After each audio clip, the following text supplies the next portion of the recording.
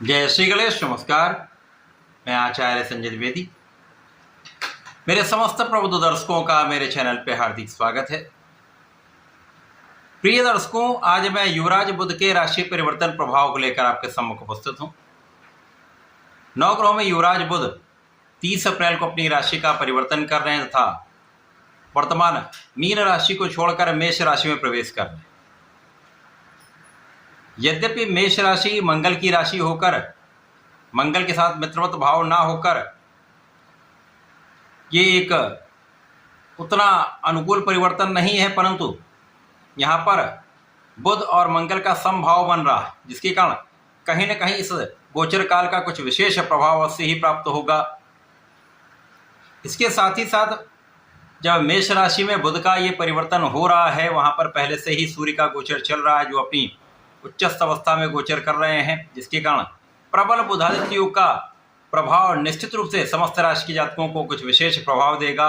कुछ बड़े लाभ भी प्राप्त हो सकते हैं। प्रिय दर्शकों, बुध का परिवर्तन विशेष इसलिए भी होता है क्योंकि ये अपना संपूर्ण प्रभाव अतिशीघ्र प्रदान कर देते हैं। साथ ही साथ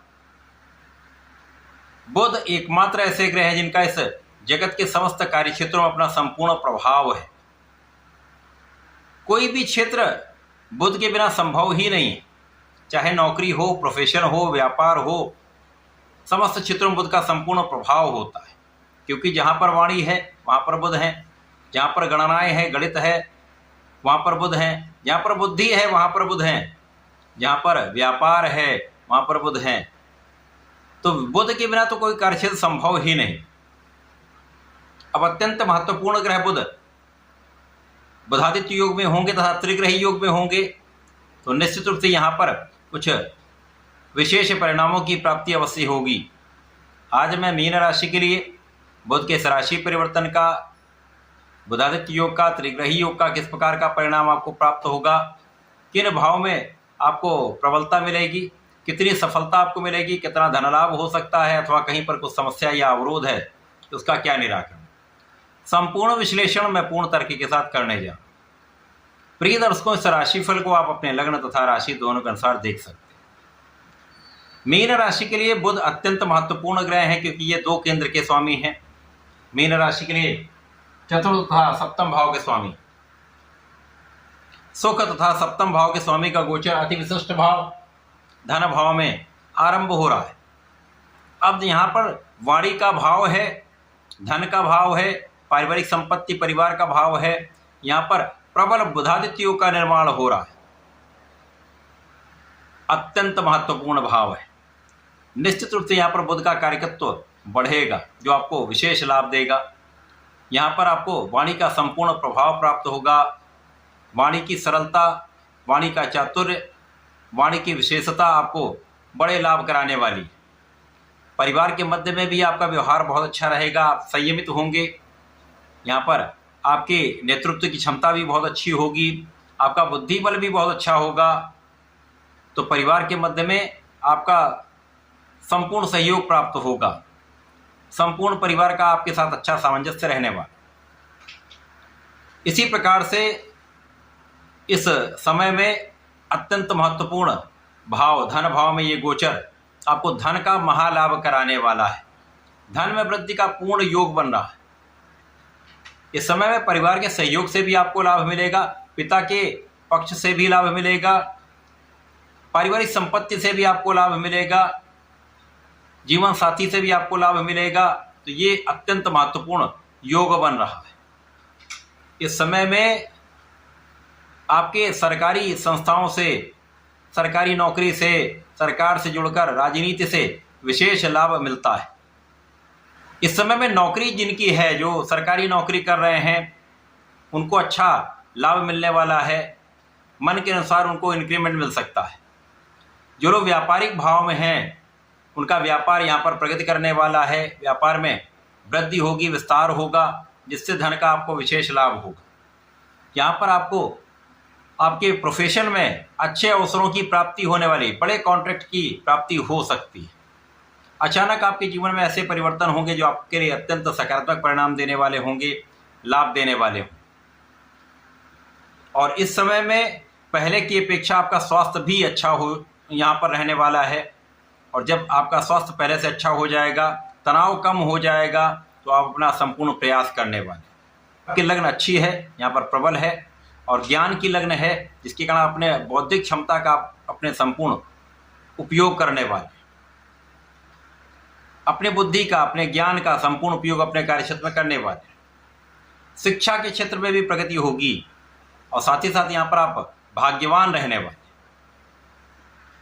यहाँ पर भाग्य का साथ जब आपको मिल जाएगा तो निश्चित रूप से आपके जो कार्य ऐसे भी हैं जिनमें बड़ी समस्या आ रही थी, अवरोध आ रहा था, काम बन नहीं पा रहे थे, वे काम भी बनने लगते हैं। अथवा आपको काम में जितनी सफलता मिलनी चाहिए वो नहीं मिल पा रही थी, वो सफलता आपको प्राप्त होने लगती है।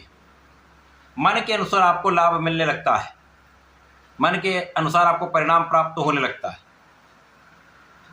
साथ ही साथ इस समय में आपके धार्मिक कार्यों में आपकी रुचि बढ़ेगी, धर्म कर्म के कार्यों में आपका मन लगेगा, पूजा पाठ में आपका मन लगेगा, आपके आध्यात्मिक ज्ञान में प्रगति हो जाएगी, आपके आध्यात्मिकता में वृद्धि हो जाएगी। और जो लोग एनालिसिस के क्षेत्र में हैं, गणनाओं के क्षेत्र में हैं, रिसर्च के क्षेत्र में हैं, उनको अच्छा लाभ प्राप्त होता दिख रहा है। इस समय आपके स्वास्थ्य की संपूर्ण सुरक्षा होगी तथा इस समय में आपका ज्ञान बढ़ेगा। धन आ रहा है, आप सफल हो रहे हैं, तो निश्चित रूप से आप अपने सुखों को बढ़ाते हैं। भूमि भवन वाहन का सुख आपको प्राप्त हो सकता है, भूमि भवन वाहन से आपको लाभ प्राप्त हो सकता है। यदि भूमि भवन के लिए प्रयास कर रहे हैं, वाहन के लिए प्रयास कर रहे हैं, तो इस समय में आपका प्रयास सफल हो सकता है। इसी प्रकार से लोगों के बीच में एक अच्छा प्रभाव आपका रहने वाला है, लोगों के बीच में आपकी एक अच्छी इमेज बनने वाली है और जनता से संबंधित कार्यों में आपको सफलता भी मिलेगी, आपको मान सम्मान की प्राप्ति भी होगी। इस समय में आपके माता के सुखों में वृद्धि होगी, माता का आशीर्वाद आपको मिलता है, माता पिता का संपूर्ण मार्गदर्शन आपको प्राप्त होता है। इस समय में जीवन साथी का सहयोग, जीवन साथी से लाभ तथा साझेदारी में विशेष प्रगति का अवसर प्राप्त होने लगता है।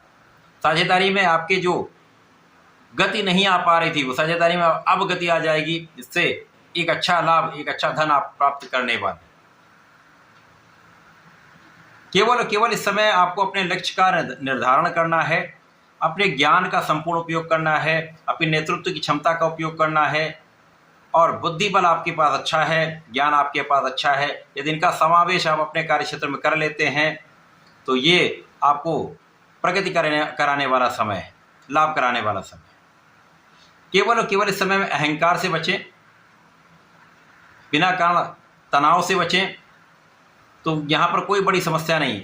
आँखों का ध्यान रखें, स्वास्थ्य में कोई बड़ी समस्या नहीं होने वाली। इस समय में आपको नियमित रूप से भगवान गणपति की आराधना करनी चाहिए, ओम गंग गणपतये नमः का जप करना चाहिए, विष्णु सहस्रनाम का पठन करें अथवा ओम नमो भगवते वासुदेवाय का नित्य जाप करें, विशेष लाभ आपको प्राप्त होगा। तो ऐसा करके इसका उपयोग करें। धन्यवाद, नमस्कार।